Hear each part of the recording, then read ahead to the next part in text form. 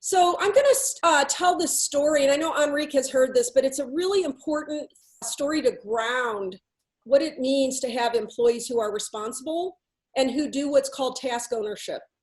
And this is actually a real story. It was a story that came out of a school. There's only one classroom in this entire school that was using our responsibility-based culture model. And this teacher knew that the priority that she had in bringing in this model was to learn how to transfer responsibility to her students, to own the tasks that were theirs to own in order to be personally responsible and fully engaged. So some of those tasks are things like managing their own relationships, managing their own productivity, engagement, plan for progress, their own skills mastery, those kinds of things. Just like you have cross-functional meetings in companies, they had classroom meetings to problem solve and to list, areas of concern and so on. And so in this classroom, the teacher had invited me to come and help her, to model to her, how does she do this transfer of responsibility? And it just so happens that the day that I attended this classroom meeting, that one of the 8th grade boys came in and said, I want to put something on the agenda that just happened this morning. And what had happened was that the school had adopted what's called a peace pledge. It's kind of like a pledge of allegiance. Only in this instance, they had to put their hands on their heart and say, I promise, I pledge to use my words and actions for peace. And he said, I don't have a problem with the pledge. I have a problem with the fact that the homeroom teacher was harsh and pointed to us and said, if any of you don't do this pledge, you're going to get a detention, which is kind of ironic, right? And so his agenda item was, I don't want to be bullied by teachers in this school. And so he put that on his, to talk about during the meeting. So when it came up, the teacher looked at me and said, would you show me how you would do task ownership and, transfer of responsibility on this? And I said, okay. So I asked him, I said, first of all, what do you want regarding this agenda item? And what do you want regarding peace? Do you want peace in the school? And he said, well, yeah, I do. And I said, good. I said, do you want peace with that teacher that's bullying you? And he said, I do. And I said, good. And I said, then are you willing to look at where you're doing war? And he said, me? How am I doing war? I'm the one being bullied. And I said, that is true. And are you willing to look in case you find some places you're doing war? And he said, okay.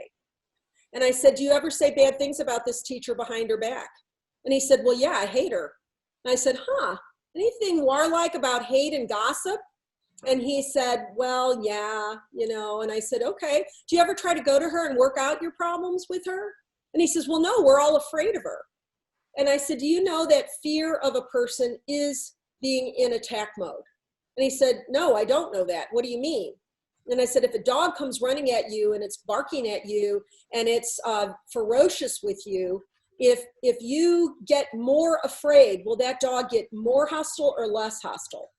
And he said, that dog will get more hostile. And I said, you're absolutely right. Why? He said, I don't know. I've never understood why that would happen. Never thought about it. And I said, the reason the dog gets more hostile is because when you're afraid of the dog knows you have it in a monster box. The dog knows that you are hostile toward it because you see it as enemy. And they're going to feel it as though you're an attack to them. So they're going to up their own attack back at you. So you're actually, by being afraid of your homeroom teacher, you're actually in a war mode with her. And he said, wow, I never knew that. And I said, well, of course you didn't, because nobody's taught you that. So now that you see the places you're doing war, what do you want to do now? And he said, well, I want to go to her and try to work it out, but I don't even know how to begin. I said, well, isn't it great that you guys have time in a group of 20 students and a teacher, and in this case, a consultant, all available to help you role play and brainstorm and come up with ways you're going to go to her with your intention for peace. And so what was really amazing, and this is going to happen to you in your workplace, when one person becomes responsible and that transfer occurs, other people automatically start becoming more responsible. So like other kids started to say, I'll go with you because I've been doing WAR and I didn't know I was doing WAR with her.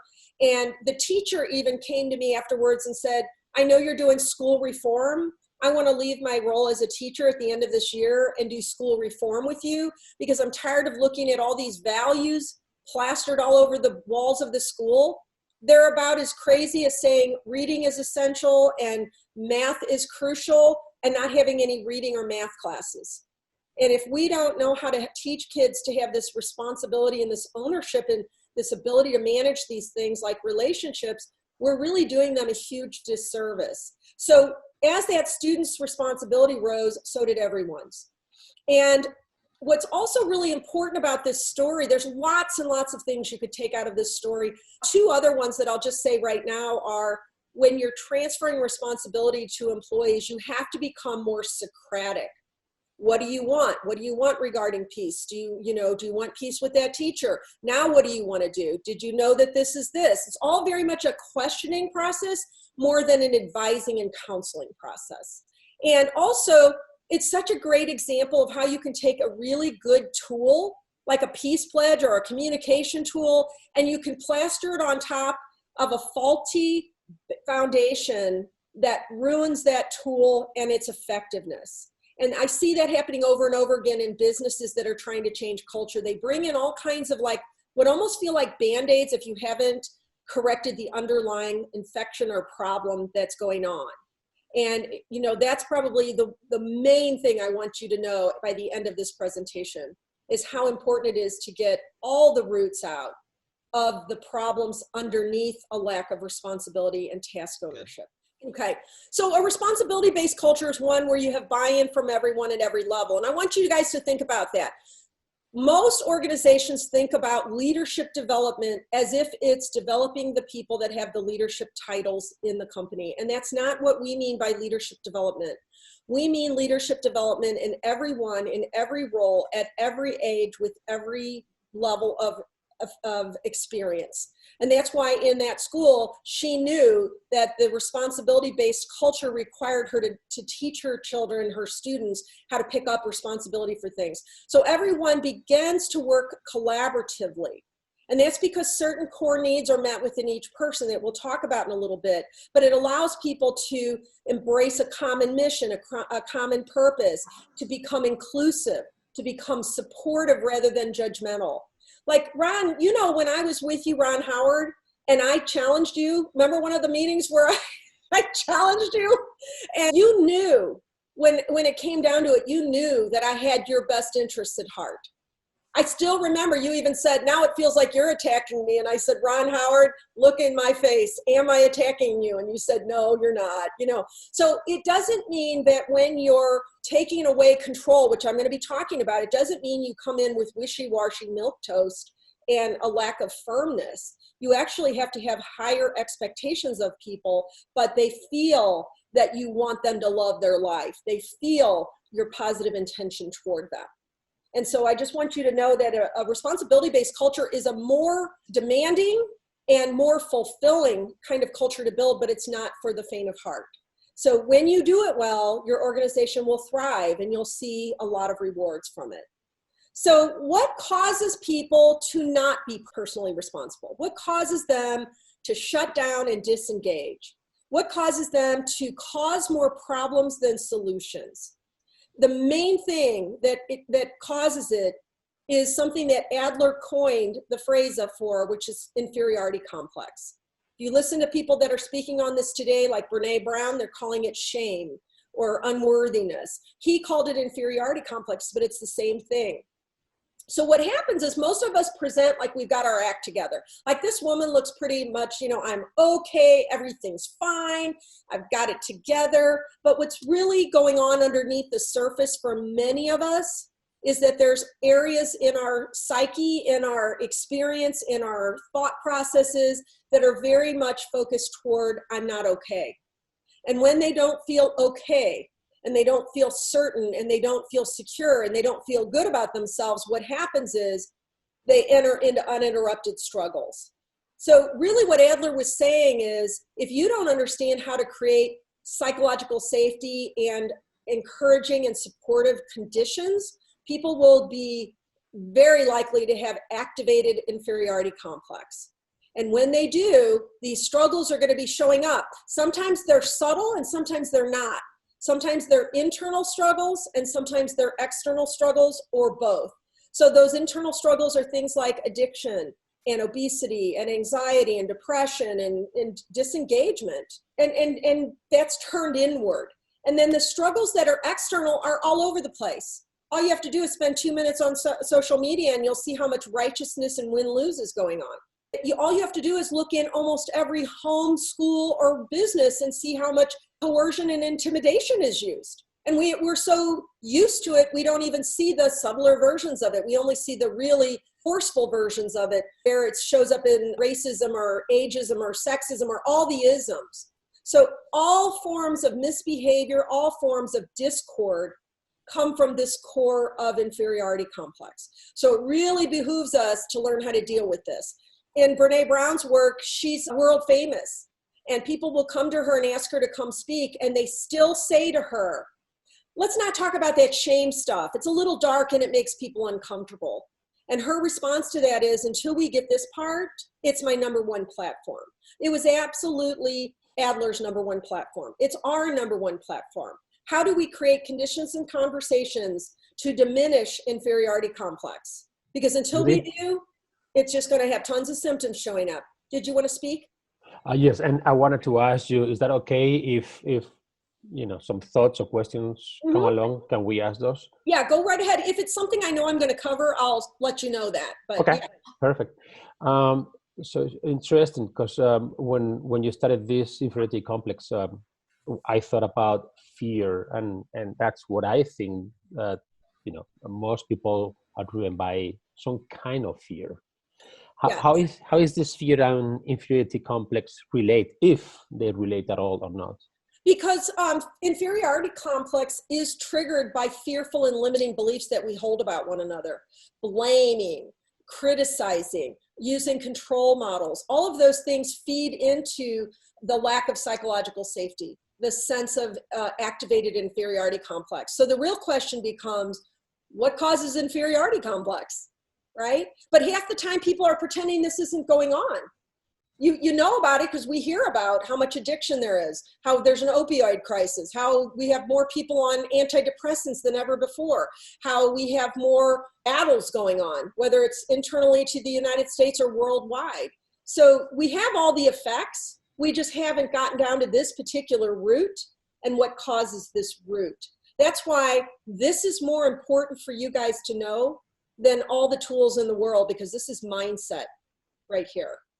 And this is uncovering what people don't like to admit or look at. Does that help, Enrique? Yes, and when I read inferiority complex, for some reason, it seems to me that we are comparing ourselves to others. It's more like you're actually experiencing more and more things that are discouraging to you than encouraging to you.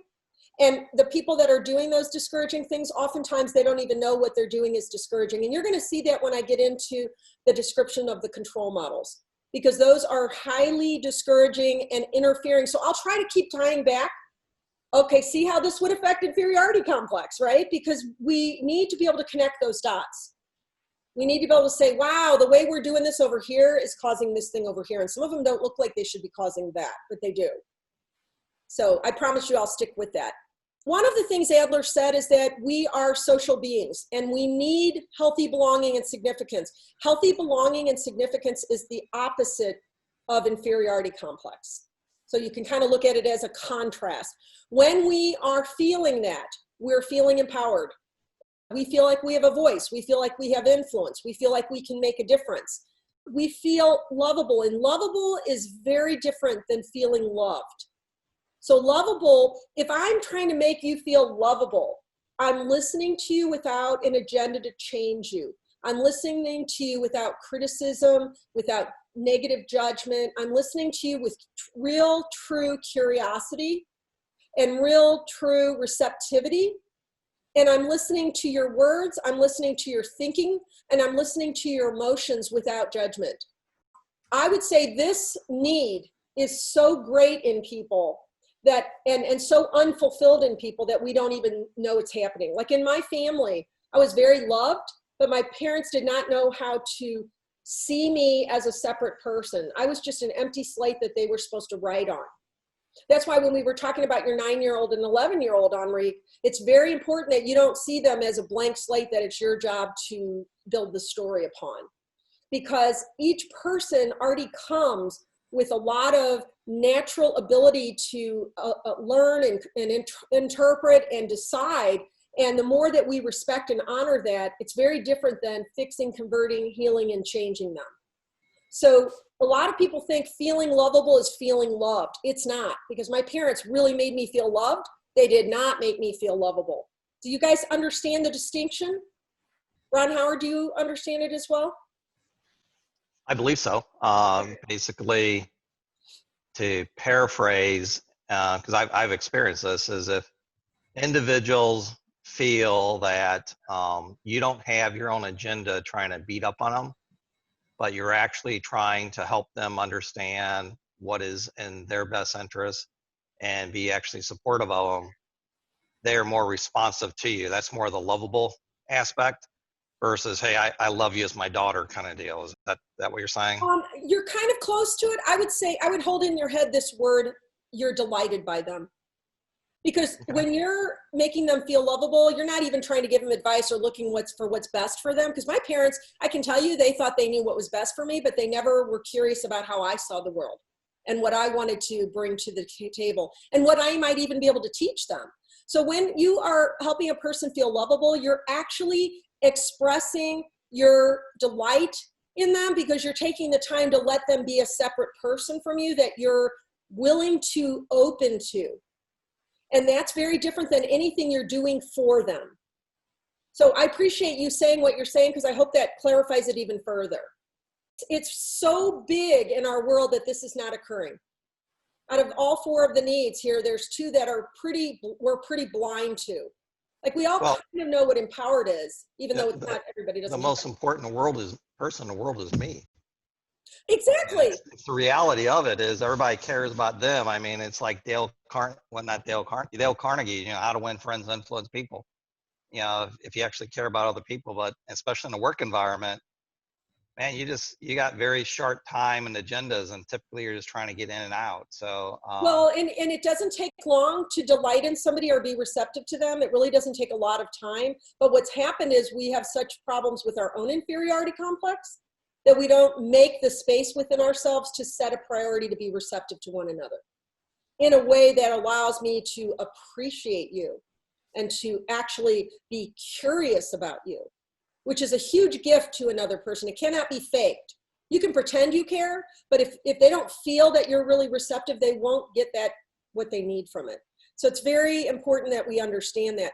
Connected is important. If you think about people, like right now, you can even see it in the protests. I don't want to get at anything controversial, but I think like I can see the African-American community feeling like the white people are connected with them in this new way. And it's really been interesting to watch that. But even if you take a situation like school shootings or postal shootings, it's usually that the person who's gone crazy has felt completely isolated and disconnected. So it's going to happen to us in large and small ways, depending on how well this need is being fulfilled or neglected. This is the other one I was talking about that's hard for us to make sure is well fulfilled. And it's the need that people have to feel as though they can make contributions. So because we're so in inferiority complex, we don't even like asking people for things because it makes us feel very vulnerable. And yet we're robbing one another of opportunities to contribute.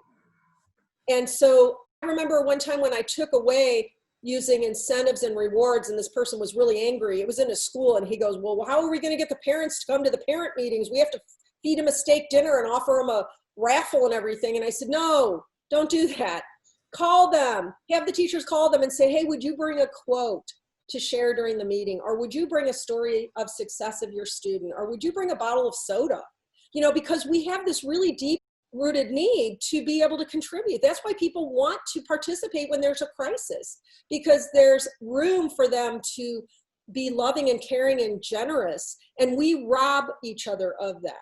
So this is a big problem in our workplaces, not understanding this. These four feelings feed the taming of the inferiority complex. So can we pull on that thread a little bit? Yeah. Typical work environment, I think I hear what you're saying, and I get the school deal. Give me examples in a normal work environment of what you're talking about? Let me give you several. So we're going to be talking a little bit in the next slides coming up later about how important it is for people to take turns leading group review sessions on what they're learning in the culture model. And so sometimes you're a follower and sometimes you're a leader. So when you're the leader, everybody in that group is encouraged to support that leader in a way that they feel contributing, they feel connected, they feel lovable, as if you're delighted in them taking over that process, right? So that's an example of creating leader-follower agility, but at the same time meeting these 4 core needs. Let's say that one of your employees is doing some really negative behavior and you use a tool called redirecting negative behavior on the situation that's occurring, or a really good effective communication tool with them, or something that resolves the negative behavior but does not rob them of their dignity and their sense of well-being. That's hard for people to imagine. Most people see a negative behavior and they think the only response is harshness, punishment, withdrawing something from them, or bribing them. You know, they can't even imagine a solution to a negative behavior that doesn't involve any of those. And so there's tons of examples of where you would create conditions and conversations in which people would get new experiences of feeling empowered, lovable, connected, and contributing. When we did this originally in my family, we actively removed things from our parenting that would take these feelings away and built things in that would help people feel these 4 things. And that's what we do in corporations and in nonprofits and government, you know, projects. We help to bring in the tools and the conversations and the opportunities that strengthen these 4 core needs. And then while it's occurring, the conversation is saying, see how that's meeting the 4 core needs, and it starts to cement, wow, we're getting rid of the things that diminish these and we're bringing in the things that build these. And you'd be surprised how unconventional it can get and how amazing it can get once you start thinking this way. Another place we do this is when we teach mentoring, because in our mentoring, it's a non-negotiable requirement that everyone in an organization is mentored every month. But it's very different when you, the manager, mentors somebody and then they get to mentor you back. Because it's not a I'm higher and smarter and wiser and you're lower and less intelligent. It's we're both helping each other be emotionally intelligent, and I get to contribute to you and you get to contribute to me. I get to appreciate you and you get to appreciate me. And it's a very strong new practice that most organizations don't do that is creating this back and forth. Okay, and that's just some of the bigger ones that I would acknowledge. May I say something? Absolutely. Is it thinking that everybody is resourceful and whole instead of thinking that, you know, they don't have a potential and they need to be fixed? Like I think I hear things such as, you know, they should do this, they should be like that. So trying to fix people instead of thinking that they are actually resourceful and they have the potential to reach something. Couldn't have said it better, Enrique. It is a difference between having limiting beliefs and fears about one another and keeping each other small versus seeing holistic and potential within people and then drawing that forth because you have that belief and you know how to draw it forth. Completely different perspective. And you'll see that when we go through the control models versus the responsibility model. The beliefs in a control model are all negative and limiting. The beliefs in a responsibility model are very inspiring and a holistic view of people. So you're right on that. So one of the things that I want you to know that also gets in the way of the 4 core needs, the personal responsibility and the engagement, is that we don't know how to bridge certain things that are required for strong cross-functional teamwork. So every relationship starts out in pseudo community. So when I first meet people, generally, I'm looking for all the things we have in common. I'm looking for all the places where we're in agreement or where we're more alike than different. In any relationship, this is kind of the honeymoon stage. And it's not bad or good. It just is a fun kind of exploration time. What happens though is people can often get stuck in this way of operating with one another because it feels safe. They're afraid to make waves. They're afraid to get controversial. They're afraid to admit that they have differences. And so that what happens is what is a normal start to a relationship becomes inauthentic, boring, safe, non-creative.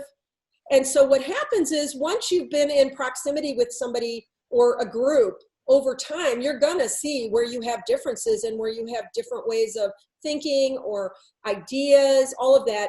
But what we traditionally do in relationships, because of the way we've been conditioned, is we go right away into this idea of I'm right, you're wrong. My job when I'm listening to you is to fix you, convert you, heal you, and change you. Can you see how this is the opposite of making people feel lovable, right? That how many of us appreciate somebody going, let me tell you how wrong you are and how right I am. I mean, we don't like that. We're like, who died made you God, right? So this is the place where people leave relationships. And probably the worst of them is I've got to heal you, you poor, pathetic thing that doesn't know as much as I know. I mean, there's even ways people are patronizing in this chaos. It can be sophisticated or it can be crude. It can look like this where they're in obvious chaos, or it can look very subtle. This is where people leave relationships, even if they physically stay in those relationships. They disengage. Maybe they stay in the job because they want the paycheck, but they're really not friendly, not feeling good about each other, and not being able to be in empowered, lovable, connected, and contributing with each other. So this was actually work from a man named M. Scott Peck, who wrote The Road Less Traveled and A Different Drummer and a number of other books. And this was his book on teamwork, A Different Drummer. And he said, we need to learn how to bypass chaos and go from being, you know, that first honeymoon stage to a stage called empty. And empty sounds kind of bleak, but it is not intended to be bleak. Empty means you're empty of the agenda items that are in chaos. So the agenda items that you're letting go of and empty are the need to fix, convert, heal, or change people. A lot of people don't like this stage empty. It feels passive to them. It feels like, well, we're not rushing to solve anything then. And so we're wasting time. But it's really not a waste of time. Like I tried to pick a picture where the person looked both curious and compassionate. Because when you're in empty, here's the 4 trust behaviors that you're practicing. You're being open, but not for the intention of converting anyone or fixing anyone or persuading anyone. So you're disclosing your thoughts and ideas and feelings, but not with an agenda. You're also receptive to the other person, what they're saying, what they're feeling. You're also respecting them. You see them as a separate human being with a right to have a different viewpoint. And you're even recognizing those differences as something to appreciate or to value or to look for the good in. And so even though it doesn't feel like a lot of solutions are happening, a lot is happening in this state of being with people. Definitely, can you see how this would create a sense of contributing to each other, a sense of lovableness with each other, a sense of connection that doesn't feel icky with each other? So it's a place along the way to authentic teamwork. In chaos, it sounds like the definition of complacency, for example, too, for I would say maybe once chaos has occurred, somebody will become complacent because they're going to disengage. But I would say when you think of chaos, you want to think of power struggle. Okay. Because it's more like I'm invested in changing you. I'm invested in fixing you. Yeah, I'm even invested in blaming you. So it's probably less complacent than that. And complacency may be a way to retrieve. Yeah. What happens when people go complacent is they go back to pseudo community. I'm just going to shut down and pretend like we're okay. Or I'm just going to shut down and passive aggressiveness. Avoiding instead of taking responsibility. Yeah, sometimes when you're in chaos, it will look like avoidance, but it's still the power struggle. Yes. Right. And then from chaos to empty, that seems like a huge shift in everything, especially the mindset, the way we think. Yes, I mean, chaos can be a step forward from pseudo community because at least you're admitting we don't all think alike. But I would suggest that it's better to avoid chaos altogether and learn how to go from just the first level of knowing somebody to that deeper level of being curious and open and respectful and recognizing their value. It's that positive thought about people being good and bringing something safe to the table instead of looking at them with paranoia toward them as though they have to think like you. So what happens from that is people move into authentic community from the state of empty only. Until you know people are receptive to and respect you and recognize you as a valuable person, they will not be willing to solve problems with you. So when you do this well, you organically move into authentic community where now I can be honest with you. Now I can be straightforward with you and ask for what I want and tell you what I expect, but it's going to come from this place of, I already know you respect me, so it's not going to be mean. And I'm going to ask you to seek excellence with me, and I'm going to seek excellence with you. And I'm going to make sure that I'm following through when I say I'm going to do something, and I'm going to ask that of you. And so this is where really big work gets done. But you can't skip empty and you can't ignore chaos in order to get to that. So this probably is one of the most important things that I want to share with you today, because I have a friend who is a former instructor and she was a former mayor. And when she saw what was going on with all the racism and the protesting and everything, she said, you need to go in and fix police departments. And I said, you know, I would not do it that way, because the problems are deeper than any presenting symptom. If I were to work with police departments, I would work with a subset of the entire community that that police department is in. Just like I would suggest to you guys, when you work in culture change, you don't just do it to one group like the senior leaders. You have CEO to frontline staff in the mix. I also see that the core roots of the problem of racism or anything else are not usually recognized and addressed. And that's the soup I'm going to be spitting in. So I love that I found this picture because it's so completely disgusting. Like, imagine you have that bowl of soup and you're ready to eat it and somebody comes and spits in it. Do you really want to eat it? Chances are you'd be too disgusted to want to eat it, hopefully. So Adler actually coined this phrase, spitting in your soup.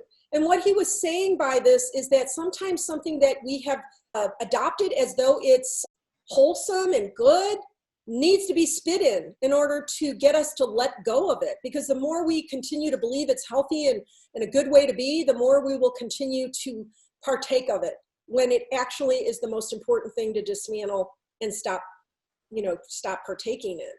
And so what I'm going to be saying to you, the soup I'm spitting in, are all the ways we do control.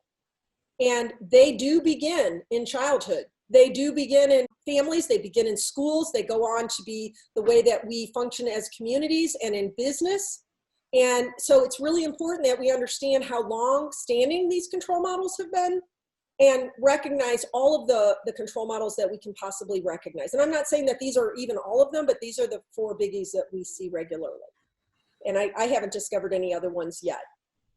First one is one that typically we can recognize a little bit more, because, I mean, you can kind of see in our country right now, there are people that are saying dominate and let's be, powerful and make sure that we show who's boss. And then there are other people saying no, because that becomes very brutal and it really doesn't seem to work very well. And so the belief that we're holding about people is, if I think I have to police you or manage you or command you, my belief is that you of yourself can't be trusted. And my job is to make you do what I say or else. So we all know that people are used to operating in that, but generally, that's why I believe we have a 71% disengagement rate. We either have people who are resentfully complying and doing C- commitments, or we have people rebelling and resisting against that. So that one is a little more obvious to those of you that have been studying command and control. And it seems so reasonable if my title is leader or manager that I should manage people, but it's really not an effective approach with people. I would encourage you to stop managing people and lead them instead and develop them instead. This one is more of a surprise to people, using incentives and rewards to try to get them to be good citizens and have good behavior. The belief we're holding about people is it's my job to motivate you, because otherwise you'd be selfish and lazy if I didn't dangle that carrot. And so originally when incentives and rewards were promoted, it was because research showed them to be consistently helpful, but that research was actually based on the work of Skinner, who was a scientist who did all of his studies on animals.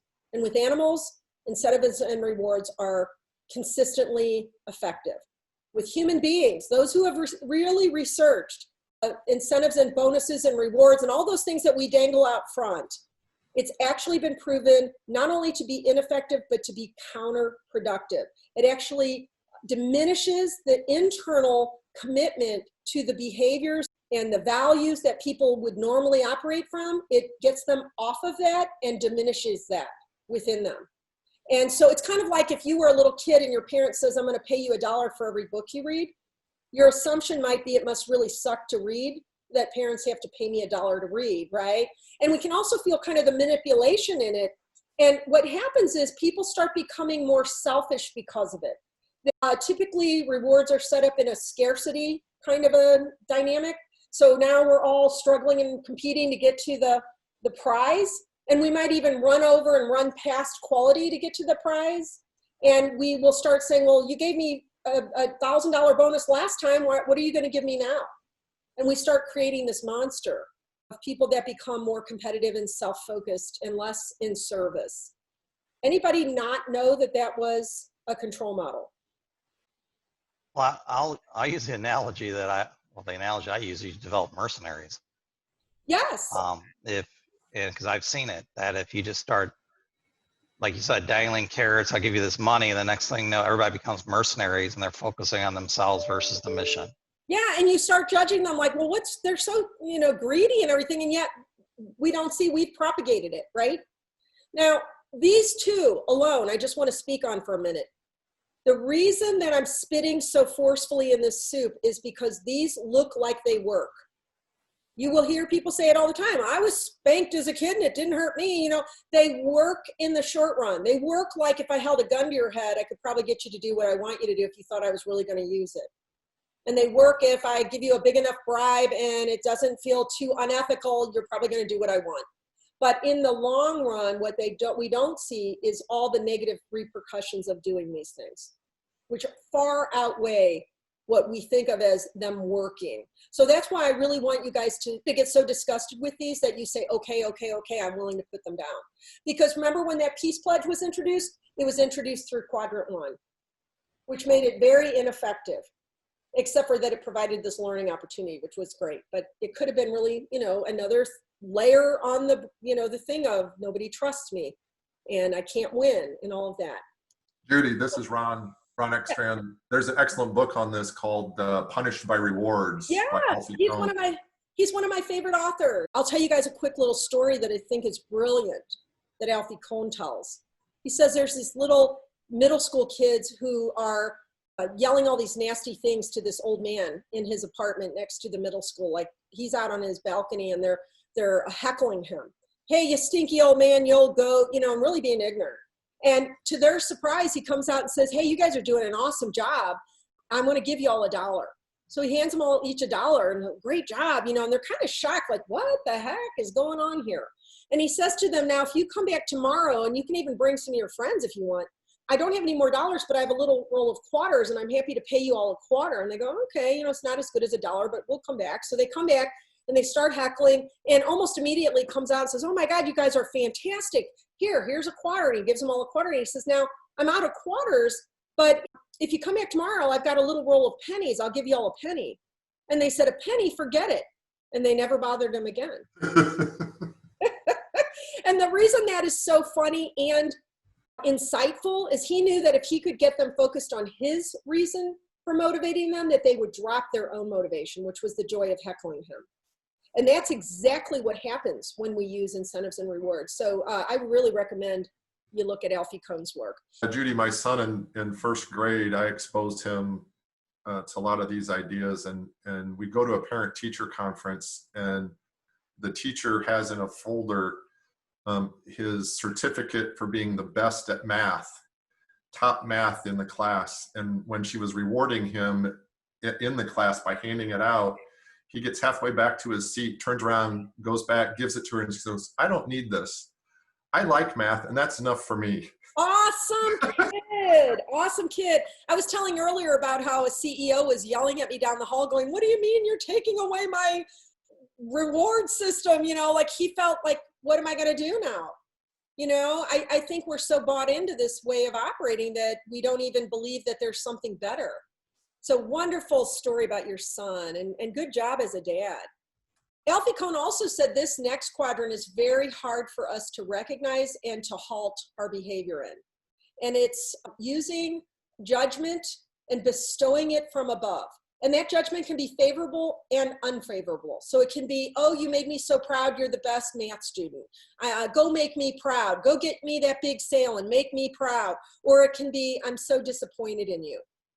So when we're doing that, the reason he said this is so hard to recognize and to avoid is because we are pulled into the inferiority complex so regularly that our only measure of relief is sometimes to do these a little bit more subtle bestowing things. Does that make sense? It's easier and less obvious form of rewarding to bestow or punishing to bestow our opinions of people.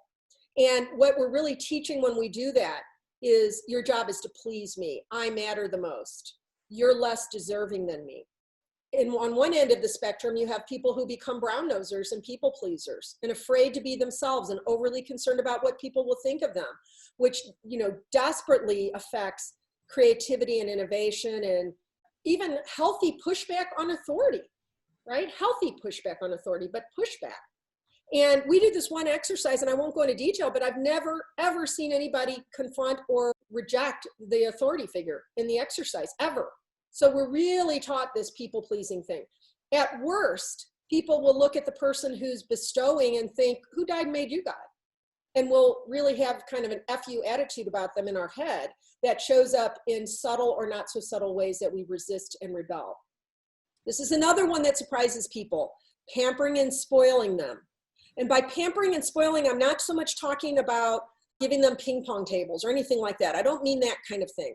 I'm talking about when we do for people what they're capable of doing for themselves, when we say things they already know, when we police them in a helicopter way with them, we have little faith in them. Like a really extreme example is the parents that paid to have their kids' test scores altered so that they could get into the Ivy League schools. That's not very much faith in your kid that you think you have to bribe the system and overcompensate for them. And that you would think that you would create a very responsible, ethical child from that is crazy. And the same thing happens when we enable people, when we overcompensate and we create assumed inadequacy within them. I had a company that I was working with, they had about 25 employees, and we were talking about these control models, and I asked the employees, which of these control models is your manager most guilty of? And they all said pampering and spoiling, that he was constantly reminding and nagging and looking over their shoulder and treating them as if they didn't expect good things from them. And one of them even went over to the whiteboard and wrote the word slam because I kept saying, say less, ask more. Say less, ask more. So if most adults would have seen that 8th grade boy and said, oh, you're right, you're being bullied by a teacher, you poor thing, that's a misuse of power, we need to go and punish her. And that is not as helpful as what we did, which was help him to grow in being empowered and being lovable and being connected and being contributing. That was much more helpful than what we might have done if we would have thought, oh, you poor thing, we have to step in and rescue you. Do you guys see this? I mean, this, according to Adler, this was more harmful than using punishment, even physical punishment with people, because it weakens their sense of who they are. You disempower people. It disempowers them. Absolutely disempowers. And that's because all of these control models are extrinsic motivation. They're like puppet strings. Quick question. When I see this, actually, it kind of resembles the spiral dynamic and the unhealthy stages of red and amber and orange and green, and how the work of Robert Keegan, the human development. I wonder if I'll take that question. No, I think you're really onto something. I mean, it's more hierarchical models that use these, right? Whereas a teal organizational model doesn't believe in this. Right, and also, for example, and my kids are here, they're listening. This is what I learned. I don't know if it's true or not. For now, it's my truth. But there is kind of a development through stages. So, for example, for a 1-year-old child, for example, maybe a teal perspective or intrinsic perspective is not going to work. Most of the time, you're going to be kind of a autocratic, saying no. For example, don't do this for a 1-year-old, and eventually, human beings move into other stages to reach intrinsic motivation, but it's not something that I think for example, a 3 or 4 year old. I would just challenge you on that because, yeah, in the beginning when a child is really infantile, we have to teach them. But you would be amazed at the stories we have of transferring responsibility to kids at an incredibly early age and having the intention to develop in them the responsibility-based foundation that is not going to happen if you rely on these. So you want to even consider that the sooner you can avoid these on any age of a person, the better. And that's been my personal experience as a mom of 5 kids, but also in working with parents and teachers on this work. It's kind of a dangerous mindset to say it's okay to do a lot of this when they're really little. Even the way we do firmness and set boundaries doesn't have to be the autocratic way. It has to be firm, but it can be respectful and firm, which is very different than what it typically feels like in an autocratic. Recently I heard, and I'm not trying to make this a political debate, but it was interesting to me, where President Trump suggested people throw away the gentleness when they're treating criminals when they're being arrested, like shove them in that car and show them that you're upset with them. In our model, we teach that if you're pulling on the arms of the person taken to the cop car and you're shoving them in and you're clearly trying to punish them in your attitude, what are they going to be thinking in comparison if you firmly take them to the car and you firmly and respectfully make sure they get in that car safely? In one instance, they're going to be thinking, those pigs, they don't care about me. Nobody cares about me. In another instant, they're more likely to think, oh my God, why did I drink and get in the car and drive? Or they're going to be thinking more about how they got themselves into this mess. So even from a perspective of having to be firm, there's an intention with which we do it that is control oriented, and there's an intention which is responsibility based. So I just want you to hear through that, Enrique, because it can be a slippery slope otherwise. So Einstein said this, and it applies to lots of things, but he said we can't solve our problems with the same thinking we used when we created those problems. And the thinking that I'm referring to by using this quote right here is the thinking that it's okay to use the control models. That's the thinking that most people do not want to challenge. It's kind of like a sacred cow. It's easy to say, I don't believe in this level of control, like police brutality, for example, but I don't want to look at it in my home with my kids or in the way that we do things in our workplace, because the control models are kind of our sacred cows. So I just really want you to consider that we can't solve our problems when we hold on to those control models. So what do we do when we're creating a culture of responsibility? The first thing is that it's a shared power approach. And instead of having all those limiting and fearful beliefs, we're holding a positive belief about people. Either they are great and we're remembering they're great, or even if they're not acting great, we know they want to be great.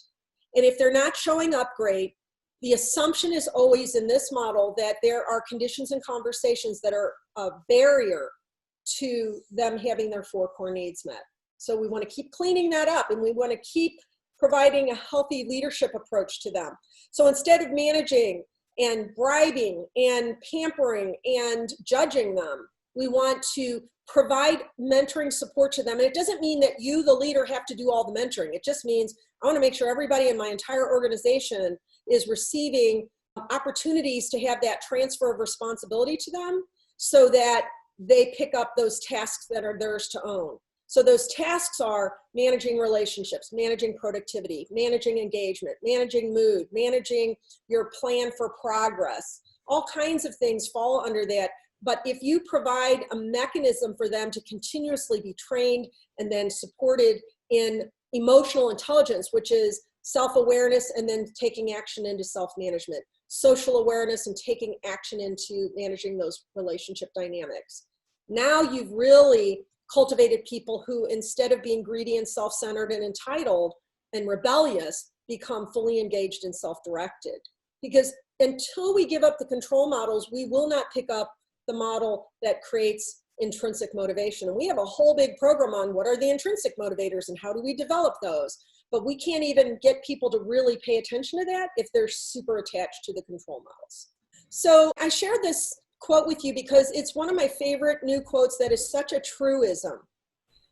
We have a problem with change blindness, which does not mean that we're not exposed to new facts. Like there's tons and tons of articles right now and books and everything and examples of people shifting to these more evolved states within culture. But there are a lot of people that even though they have those new facts, they don't really want to go out of their way to really take the time and to learn something new. Either they are just convinced that it's too scary, or they're convinced that it's not valuable or relevant enough. I don't know the reason, but it is a certain amount of work we have to do in order to learn something new. Like I just became a vegan and I'm doing all these classes online and everything to learn how to do veganism healthy, you know, and to get good at it.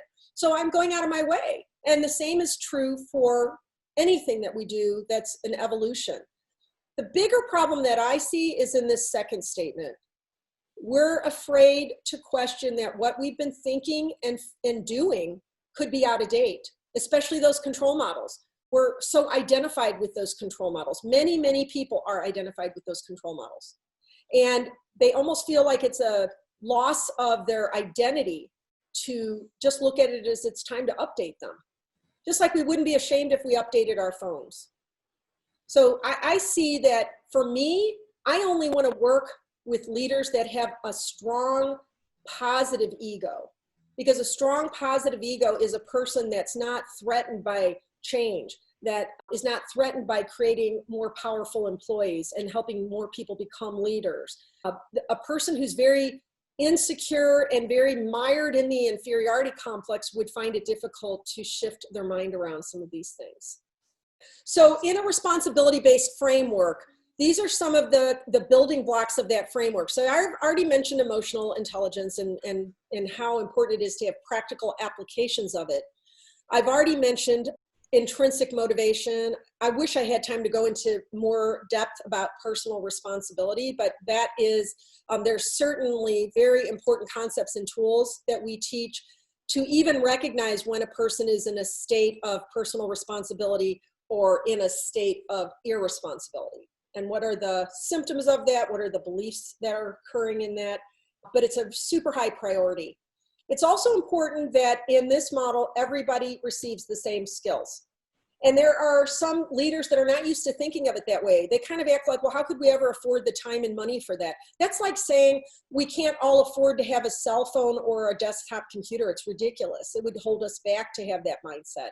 And yet there's that kind of mindset about this sort of culture system, like as if it's only for a select few.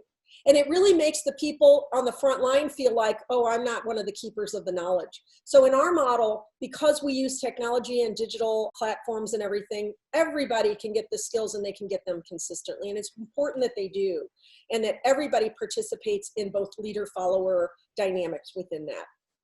I want to talk a little bit about some values that build the trustworthiness, but really trustworthiness being the foundation means that when I look around in my workplace, if I don't have a 10 with everybody, not meaning we're best friends, but that we have nothing unresolved. So if I look at Enrique and I think, oh my gosh, I'm not at a 10 with Enrique, I'm at a 7 or an 8, I would go to him and I would work through that issue, because that's how important trustworthiness and relationships are to my success and his success and the success of the business. So it's different than saying profit matters more than anything. It's people and trust between people that matters more than anything. And social interest, just to tell you what that is, I think it's sorely missing in our world and in our workplaces. And social interest is where we are highly sensitized to the consequences we cause other people. But what we do in our society is we focus on the consequences that could happen to us, and the heck with the consequences we're causing other people. So the way that I see that happen is, I remember one time being at a grocery store and a little 5-year-old said to his mom, why can't we park in this parking spot right by the front of the store? And she said, do you see that $500 on the sign? A cop will give us a ticket and we'll have to pay $500, right? So she's focusing on the consequences that could happen to him or to her.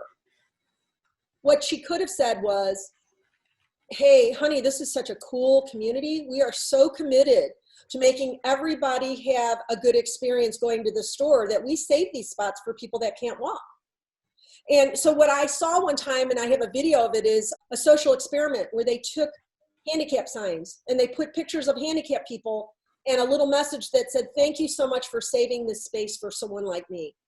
And then they videotaped, and they saw that every person that would pull into that spot that was not handicapped would see that sign and they'd pull back out and park elsewhere.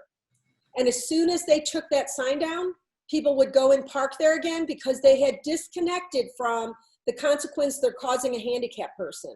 And they only saw what it might do to them, and they were willing to take that risk, which is a very dangerous game that we play when we ignore social interest. So I hope that gives you just a little bit of an idea of what I'm talking about. So everything inherent in a purpose is, what am I committed to causing? I'm committed to causing that you love your life. I'm committed to causing consequences that help you become empowered, lovable, connected, and contributing. So now I want to get into the implementation of this. It's very important that people that are going to switch to this kind of culture know how to do it, and know how to do it systemically, and know how to do it thoroughly, and to do it in a scaled manner. Just like you guys who are doing scaled agile know that you need a system and an implementation framework to do that. In ours, step one is making sure the CEO and senior team are supporting the transformation process. That means that they understand we're transforming from the control models into this, and that they're saying yes to that and all that it entails. And it means that you're measuring certain things to determine your starting point and then measure along the way to progression.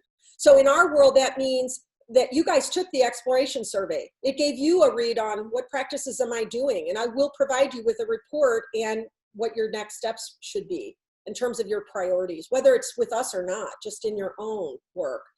We also use a temperament assessment, which we then weave into our program. It's kind of like a DISC or a Myers-Briggs, only it's color. So whatever you use in your implementation framework, it's a helpful social intelligence tool to understand the differences between our temperaments as people, and how to understand what's most valuable to different types of people, and how to communicate effectively with them, and so on. And then this one is my absolute one that I value the most, which is measuring how well do my people understand and approve of purpose, values, and visions, and then goals, procedures, and roles. And it's in that order. Do they understand and approve of these things? You know, are there areas that I need to clean up around these? And do I have all of those in place?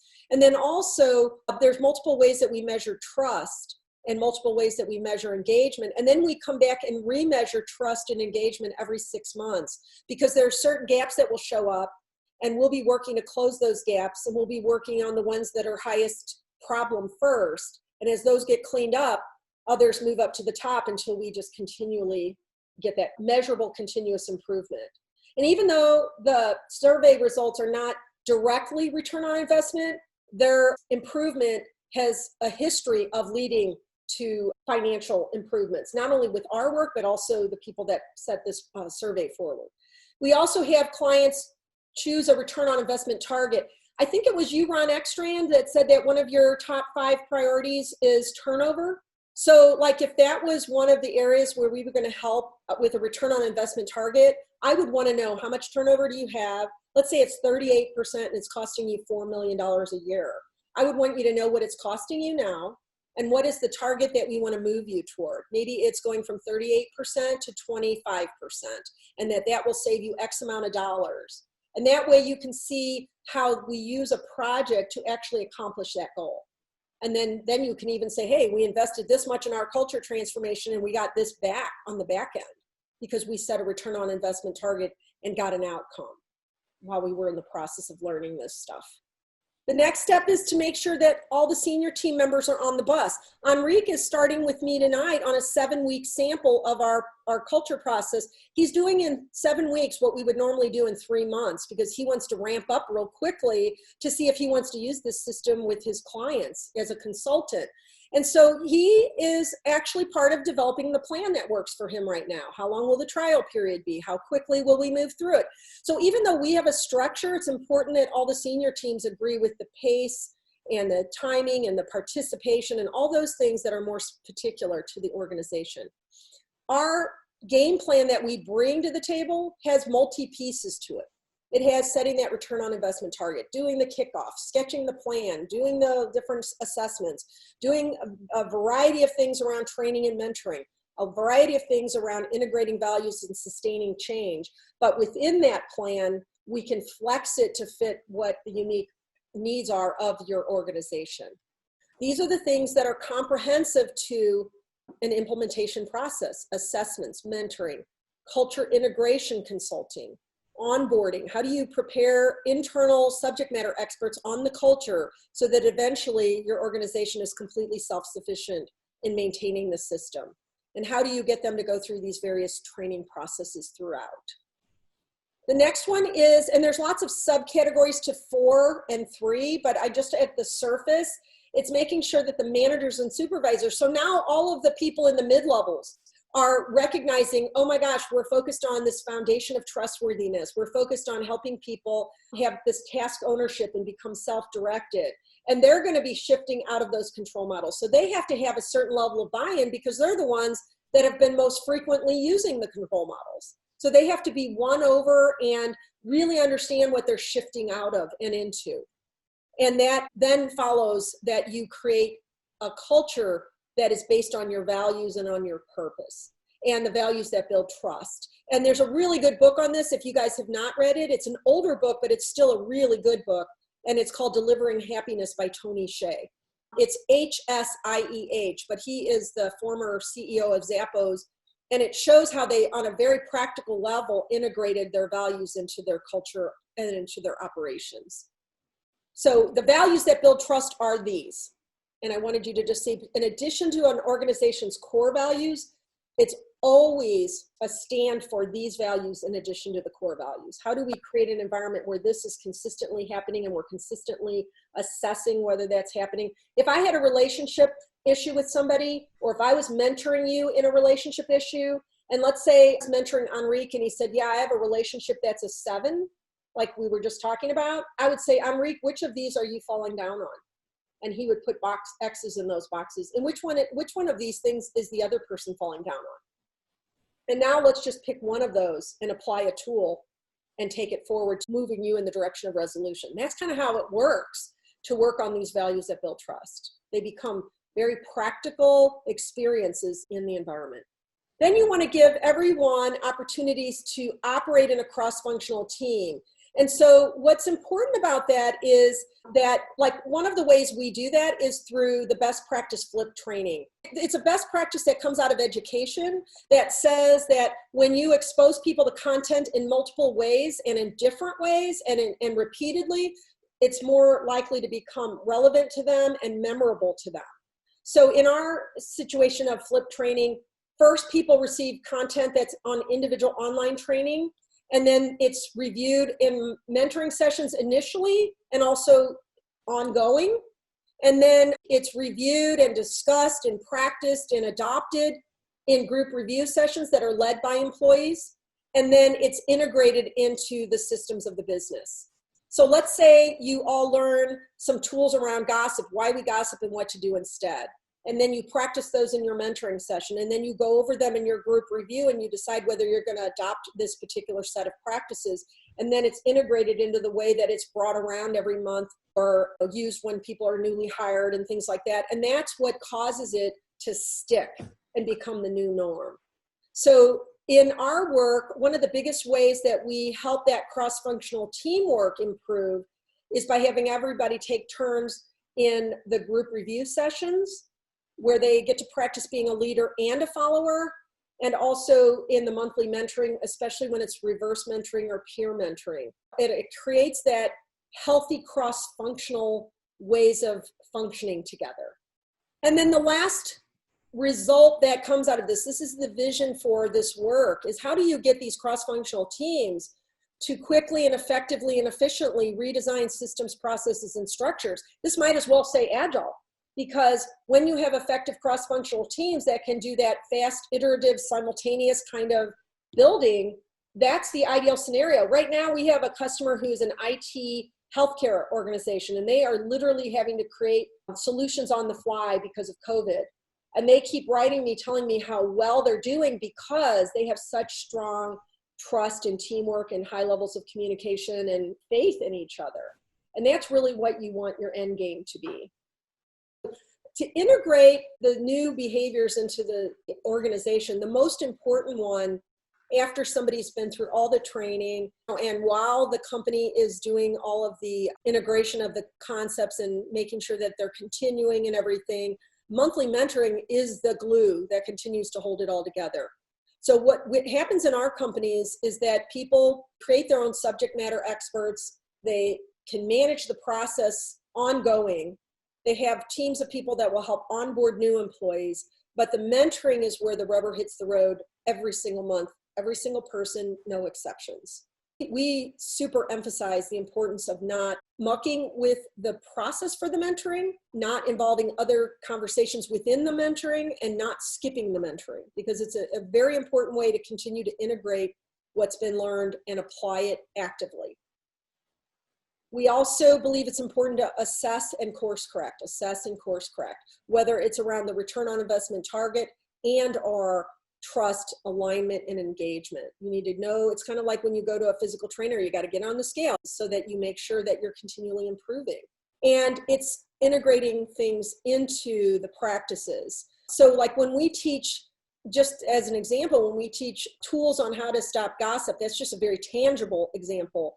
When new employees are hired every quarter, an organization might say, hey, we just hired Ron Howard and Enrique Lozando and Ron Exstrand. Here's their positions in the company. Go and welcome them and go and make your mind trust with them, which is going to them and saying, hey, I promise you I won't say anything bad about you behind your back. You can count on that from me. And I promise I'll come to you if I have any problems with you and work them out with you. And I promise that if anybody comes and starts to say bad things about you, I won't listen to them. And I'll politely, ask them if they want to do healthy venting, but I won't let them just rip on you because I'm making that commitment to you. And I also promise I'll try to get them to go back to you and work it out so that they don't hold on to that grudge or take it somewhere else. So that's can you imagine being a new employee and having people come to you and do that with you, which also strengthens the employees who are doing that activity. And it's reinforcement from the organization that we are not only saying that these tools are important, we're going to ask you to apply them at different points of time in your time here. And we're going to even commit committees to bringing around certain aspects of those tools on a regular basis, along with the other 30-something tools, so that this is all our new norm. So here are the commitments that you guys want to think about if you're going to go to a systemic change around a responsibility-based culture and to implementing a very comprehensive framework, whether it's your own or someone else's like ours. The two main questions are around the change blindness, that quote that I shared with you. Are you willing to go out of your way? That's the biggest one. You have to go out of your way in terms of time and money and commitment to building capacity for what you're doing. So it is a going out of your way. And in our model, it's an 18-month process that takes about 4 hours a month. So it's not a mammoth commitment, but it's a commitment. 4 hours a month is 4 hours a month. Are you willing to consider and choose to consider that your past beliefs around the control models could be outdated? Because if you cannot do that, you will be less effective in picking up a responsibility-based culture. You have to be humble enough to go, you know what? I'm willing to think that those might not be the best, and to try on really put aside and really dismantle those so that I can bring the new in without contamination. This time is yours. I wanted to make sure that you had opportunities to talk about your own concerns, questions you have, comments you have. I have a question. I was wondering, when we talk about the flipped training, the first step is said individual, right? Yes. I'm curious to know why individual and not group, for example. Let's say, Enrique, that this month is on why we gossip and what to do instead. And I just told you that mind trust tool. And then there's also a tool called healthy venting. When you're learning about that for the first time and in your workbook, it's saying, Enrique, could you really go to everyone in your workplace and promise them that you won't say bad things about them behind your back? You might want to say yes if you were in front of other people, but in the privacy of your own office, you might say, heck no, that's how I connect with people. That's how I love ripping on Ron Howard, right? And so you get to be honest with yourself. And it might even be that you go, man, I could easily do that first one, but that second one about going to people when I have a problem with them, I could never do that with my boss. What if I get fired, right? So it's important that you learn it without the influence of others first, because it allows you to be personally reflective about it. Even at the end of each online individual module, we do a survey that asks questions around, do you understand what you're learning? Do you see relevance in what you're learning? How would you apply what you're learning? Would you want to apply what you're learning? Because those are reflective questions that then involve a Lifework systems person. So sometimes when people say, well, I don't understand this, or, well, I think I could do this, but I don't understand that, or I don't see the relevance of this or that, they're already engaging in that process. And then when they go to the group review, it's not only helpful that they're going over the same content another time where it maybe clicks in a little more, and they're hearing other people's perspective on it, they're deciding whether they're willing to do it, and they're deciding if they're going to even practice it and apply it right then, for example. And even the person who's leading the group session, they're being prepared prior to that group session so that they know, both through a video and then through our guidance and then our oversight, to make sure that there's a cohesion in the messaging and a cohesion in the application. So that example of the mind trust, for example, about 50% of the time, a group of people cannot commit to doing all 4 of those steps right away. And maybe what it'll come down to is, would you be willing to revisit this 6 months down the road when you've learned more skills and tools so that you would feel confident making this full commitment? Or how about just committing to the parts you can right now, and we'll revisit it later when you feel more security as a group, more skillful. Do you see how you kind of need both? Because otherwise it's too much too fast. That makes sense? Yes, yes, thank you, yes. Okay. Anybody else? I have a question, Judy. When we try to get you engaged before, was that whole organizational level, can we focus on, like, just say my line of business and be effective, or does it have to include the CEO? It does not have to include the CEO, as long as you have the CEO understanding what you're transforming from into, and that we have certain questions that he knows he's making commitments not to interfere or subdivert you. Because that's very important, that they're not going to come in and undo what you're trying to accomplish, or that they're going to defund it because they don't understand the value or relevance to you. We do have companies that do that, Ron, where a certain set of departments are involved, but the CEO hasn't bought in. But they fund it, and they even recommend it to departments when something's going on, but they don't even know what they're doing over there. They just know they're getting results, and they're not in any way in the way. About right. I have 100, if you include all my partners, like 150 people underneath me. Over in O'Fallon? Yeah, and it's about 80 to 90, I'll just say, employees. But we're running into, I've had very recently, I'll just say the culture's not percolating down to everybody. We're running into issues, and we need to do something. Otherwise, I'll use the analogy, if you grow too fast, you'll self-destruct because you don't have, I keep saying, the infrastructure in place. And I'm not convinced that we even here locally have the infrastructure in place to be self-sustaining to grow talent up. We've got some very good managers, but we're struggling in this empowering of growing the talent. Some people it's hitting and some are not. Well, and mostly what happens in organizations where you have really good managers is they become overburdened. It becomes the 20-80 dynamic, where 20% of the people are carrying the load for the whole. And you really want them to know how to create leadership in their direct reports, because it makes their job actually easier. But I would say in your organization, because of the size of it, I would do a scaled in version of the culture implementation. I wouldn't try to necessarily, you can, but I wouldn't try to necessarily fund and have everyone participate at the outset. I would create your internal subject matter experts, but what you really want to avoid is taking a top layer of your organization and only involving them. No matter what group you start with, you want it to scale between CEO or whatever highest level, maybe it's your title, all the way down to frontline staff. I'm coming into a new organization that's been around 75 years with some embedded practices, senior leadership team who's not really trusted, very top-down culture, and I'm a change agent brought in by the board to take the organization to another level. And my belief is it starts with the culture.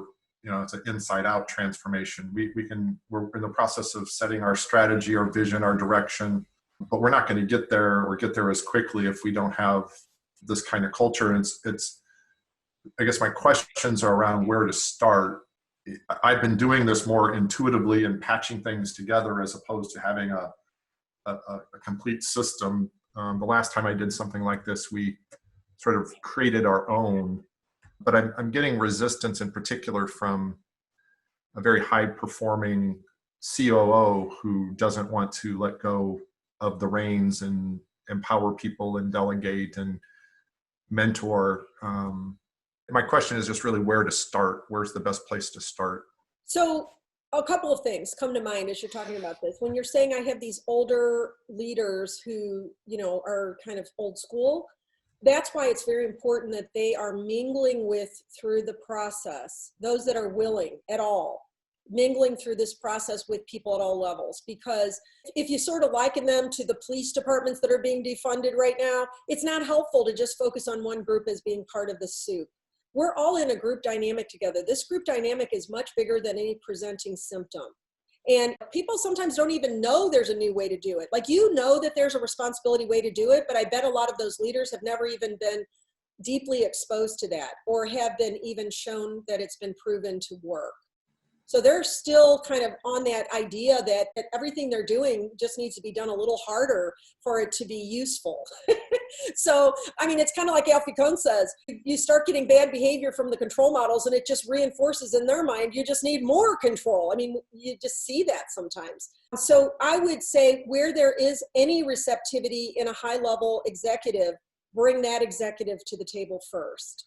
I would also say COOs are super important to this process. It's generally the place we come in is with the chief operating officers because they're usually a little more accessible than the CEO, and they're not as conventional as the HR executives who tend to be very threatened by change in general. I know that's a sweeping generalization, but COOs more than even CFOs, they care about performance and productivity as the highest priorities. So when you get them bought in, they are the strongest champions, and they're generally where we come in the door. So I would say if maybe the time spent with educating the COO and letting that COO lead the change process with you would be the best way for you to get it adopted into the organization. Because right now it feels like that person is holding a barrier between you and the change that you believe needs to happen. Is that true, Ron? Is that where? Yeah, it is. And they hold a lot of power. So I don't know, do you have a belief that they'd be able to be won over if you could give them compelling information on this? I'm believing it may be a are you on the bus conversation. Yes. I'm not sure she is able or willing to. If she's not, what you can do, I would say would be the next best place to start would be to create a team of people from all levels of the organization that you believe would be good first adopters of this, because there's nothing more powerful than a success story to promote the next group. I'll just tell you a funny story and a sort of sad story. I was working in an organization where the CIO brought us in to do a project. And one of the tools that we teach is called the frustration tool. And in the frustration tool, the process goes like this, and I'm going to use it like as if it's a family example. Ron, I don't like it when you leave the toilet paper roll empty. So I'm saying I don't like it when you do this behavior. Because what I want us to be a family that has each other's back. And I want to know that I'm peaceful when I go in the bathroom, that I'm going to have everything I need. So what I want from you, this is the third thing, which is a change of behavior request. What I want from you is to commit to changing over that role if you're the last person to use the last piece of tissue. Are you willing? So this very timid secretary in this project area had a CFO who had not been trained in this culture approach. And he was the kind of leader that almost prided himself on leading by intimidation, very old school. And he worked with this secretary about half time, and he would make meetings with her, and then he'd cancel them, but he wouldn't tell her. So she'd get to the meeting and she'd be freaked out. Did I go to the wrong place? Did I have the wrong date? Did I have the wrong time? And this happened repeatedly, and it was very disrespectful, and it much frustrated her. And it wasn't until she saw this tool that she realized, wow, this tool would help me address this without ripping anybody apart or hurting anybody's feelings, because that's really what her highest priority values were. Harmony, respect, inspiration, good teamwork really mattered to her. So she went and she practiced with her coach on how to use the tool with this person who was her superior, right? And she went to him and she said, I'm going to pretend it's you, Ron. Mr. Ekstrand, I don't like it when you make meetings with me and you cancel them without letting me know that you've canceled them, because I want us to have a lot of mutual respect, and I want to be the best administrative assistant you could have, because I know what I'm doing and where I'm supposed to be, and I want your support for that. So what I want from you is to ask that you call me, email me, or text me if you cancel or change a meeting. Are you willing to do this? So she followed the pattern. This is what he said. How dare you? Who the hell do you think you are, lady? I pay your paycheck. You don't pay my paycheck. Can you imagine this timid person who's like no make waves kind of person? So she calls me up afterwards and she tells me, and I said, are you shaking about now? And she goes, yeah. And I said, all right, you know that we say, whose yard are you in? Like, when you think about your yard was to go use this tool and to use it masterfully. How did you do in your yard? And she said, well, when I think about that, I'm actually really proud of myself. I said, yeah, your yard looks really good. His reaction, whose yard is that in? She said, it's in his yard. And I said, then remember, the rule is mind your own business, which means don't mind his yard. That's not your business. You did everything you could, and you knew you did something that was respectful to both of you. So I just ask you to train your mind to stay in your yard and be proud of your interaction with him. And so about 6 months later, she called me and she said, I just have to tell you, he's never done it to me again. And not only that, he keeps coming over here and saying, well, what's this stuff you guys are doing over here? And she'll say, oh, it's just this Lifeworks thing we're doing. And she kind of downplays it, you know. And they'll say, well, we have a lot of gossip over in our area. And she'll say, well, we used to have that problem too. And we have a lot of people that are being really disrespectful. Yeah, we used to have that problem too. And then she hears him going into the CIO's office and saying the same thing. What's this stuff you guys are doing over here?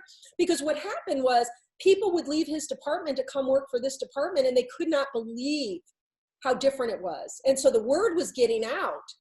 And even though he still wanted to kind of hold on to that intimidation thing, he was being persuaded by the results that they were getting. So I would not lose heart, Ron. There's got to be people there in that size of a company that are willing to understand the evolution of what's happening. One of the things we have are a set of industry articles written by Forbes and Inc. and all, and now we have about 15 of those articles.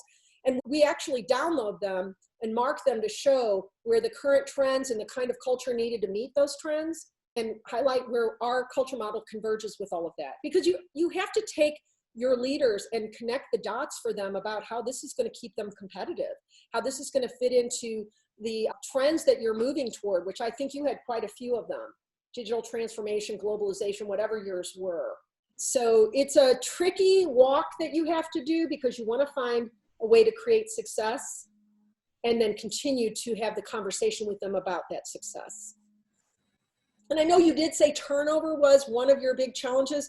I would pick an area where perhaps there's turnover, but really good leadership in place, because that could be a return on investment target that you can measurably show financial gain, which it also speaks loud to executives. Is there anything else you have around that? Well, one of the things we're doing, the turnover is primarily in our frontline positions. They're called direct support professionals. And Okay.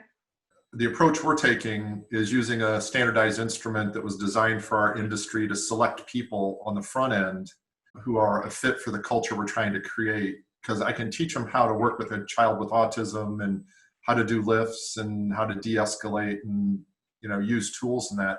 But if their values are not aligned, and if they are not a good fit for the role, if they don't at the fundamental level have honesty and humility, they're not a good fit for the role. And so the tool has been used before to drive my turnover from 50% down to 25% and shift the culture by bringing in the right people. I think it could have worked even better, though, if there was this cultural support for what we're trying to do. Yeah, I mean, it almost sounds like, are you using something like predictive index?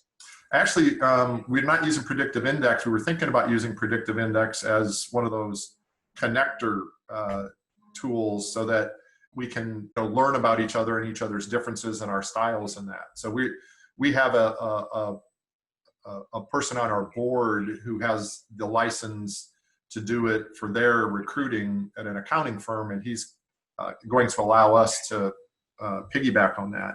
You know what? I really, really like that tool, but I also like for the masses, I really like the intrinsics tool, but I think for you placing people, but one of the things we do with organizations is once this culture model is in place, we help them to design hiring questions, interviewing questions, and various behavioral aspects before a person is hired, because you're right. You want them to have a connection to your core values, but you also want them to be a person that would be receptive to the kind of practices you're asking them to do in this kind of a model, which are not the old school practices. So knowing their receptivity and that they're coming in with their eyes wide open is super important. We've had people that have hired a less skilled person because, like you said, they're a better fit for the culture. But if you guys don't even have the culture defined, you'll miss some of those features. Mm-hmm. So yeah, I'm glad that you value those things, those assessment tools, because they're very powerful. So these slides, we'll get a copy of them. Is that correct, Yeah, Judy? I'm happy to send you them. And I'm also going to Yes, please. I'll send you some handouts on more detail. Like there's a lot of really beautiful detail on the 4 stages to authentic community. There's some handouts on, the 4 core needs and how to recognize where they are being supported or diminished. I'll send you some information on the process itself of the implementation so you have that. I really, really appreciate you guys. And if you have questions for me offline, please ask them.